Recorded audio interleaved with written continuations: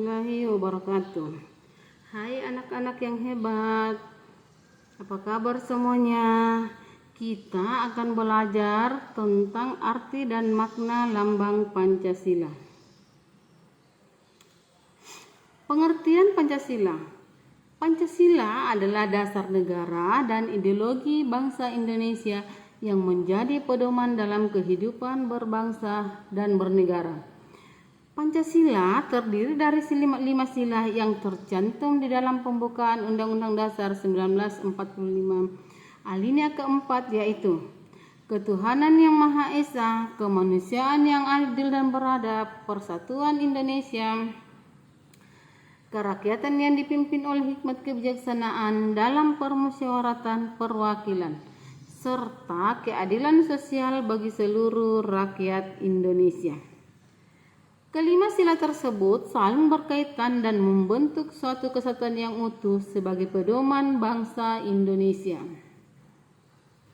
Sebagai dasar negara, Pancasila berfungsi sebagai sumber dari segala hukum dan norma yang berlaku di Indonesia. Pancasila juga berperan sebagai pandangan hidup bangsa yang artinya setiap sikap, tindakan, dan perilaku masyarakat Indonesia seharusnya mencerminkan nilai-nilai yang terkandung di dalamnya. Selain itu, Pancasila berfungsi sebagai pemersatu bangsa yang majemuk dengan berbagai perbedaan suku, agama, budaya, dan bahasa. Dengan demikian, Pancasila tidak hanya menjadi pondasi berdirinya Negara Kesatuan Republik Indonesia, tetapi juga menjadi pedoman moral menjaga persatuan dan keadilan sosial bagi seluruh rakyat Indonesia. Arti dan makna lambang Pancasila. Yang pertama, bintang. Sila pertama, ketuhanan yang Maha Esa. Bintang emas yang berada di tengah perisai melambangkan cahaya keutuhan yang bersinar abadi. Artinya, bangsa Indonesia memiliki bangsa yang beriman dan bertakwa kepada Tuhan yang Maha Esa. Cahaya bintang menjadi simbol penerang dalam kehidupan bermasyarakat dan berbangsa dan bernegara. Bintang tunggal menunjukkan bangsa Indonesia mengakui adanya Tuhan yang Maha Esa, meskipun dengan beragam agama dan keyakinan. Dengan demikian, bintang mengajarkan toleransi antara umat beragama. Dalam kehidupan sehari-hari, kita bisa mengamalkannya dengan rajin beribadah sesuai agama masing-masing, seperti sholat, berdoa atau ke tempat ibadah. Selain itu, sikap menghargai teman yang berbeda agama juga merupakan wujud nyata dari sila pertama. Misalnya, tidak mengejek teman yang beribadah dengan cara berbeda atau memberi kesempatan teman berdoa sebelum belajar. Dengan begitu, anak-anak belajar untuk selalu taat kepada Tuhan dan saling menghormati antara umat beragama. Yang kedua, rantai emas. Sila kedua, kemanusiaan yang adil dan beradab. Rantai terdiri dari rantai yang berbentuk persegi dan lingkaran yang saling berkaitan. Mata rantai berbentuk persegi melambangkan laki-laki, sedangkan berbentuk lingkaran dia melambangkan perempuan. Rantai yang menyambung tanpa putus melambangkan generasi manusia yang terus berlanjut. Artinya, setiap manusia memiliki kedudukan yang sama, saling membutuhkan satu sama lain. Hal ini menekankan bahwa bangsa Indonesia menjunjung tinggi nilai-nilai kemanusiaan, keadilan, dan keberadaban dalam kehidupan sehari-hari. Kita bisa mengamalkannya dengan tidak membeda-bedakan teman, baik yang kaya maupun yang miskin, pandai atau tidak. Contohnya, mau berteman dengan siapa saja tanpa memilih-milih, menolong teman yang jatuh, atau berbagi makanan dengan teman yang tidak membawa bekal, Selain itu, berbicara sopan kepada guru. Dengan begitu, anak-anak belajar untuk adil, menghormati sesama, dan tidak menyakiti orang lain. Kemudian yang ketiga, pohon beringin. Sila ketiga, Persatuan Indonesia. Pohon beringin adalah pohon yang besar memiliki akar tunjang yang banyak. Akar itu melambangkan keberagaman suku, budaya, bahasa, dan agama yang ada di Indonesia. Meski beragam, seluruh rakyat Indonesia tetap bersatu dan bernaung di bawah pohon persatuan. Pohon beringin juga memberikan keteduhan, melambangkan rasa aman dan damai. Dengan demikian, sila ini menegaskan pentingnya persatuan dalam menjaga keutuhan negara Republik Indonesia.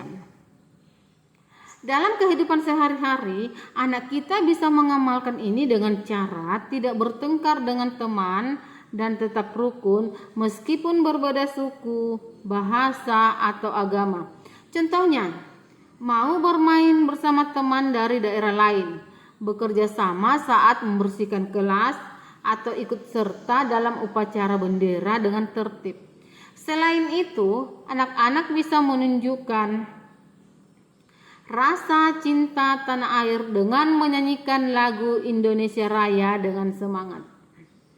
Dengan begitu, mereka belajar menjaga persatuan dan tidak terpecah belah. Kemudian yang keempat, kepala banteng.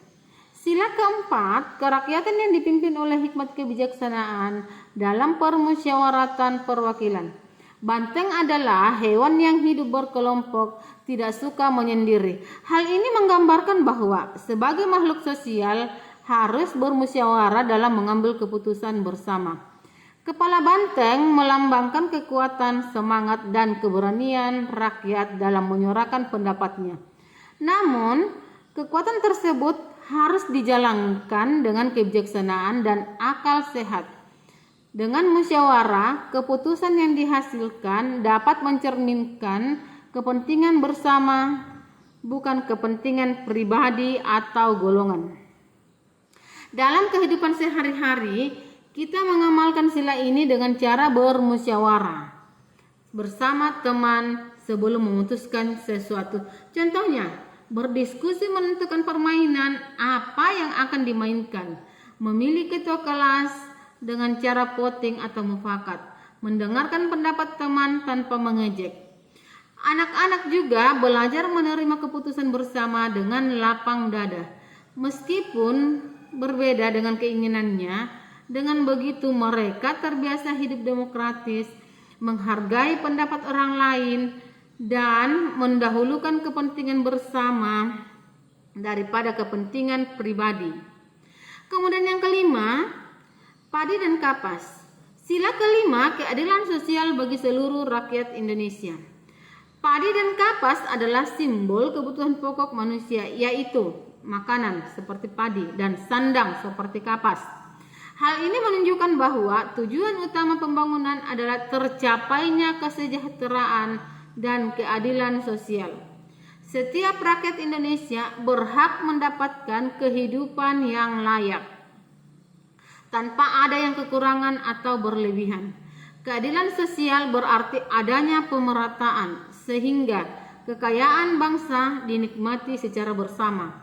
Simbol ini mengingatkan kita agar selalu berusaha menciptakan masyarakat adil dan makmur dan sejahtera.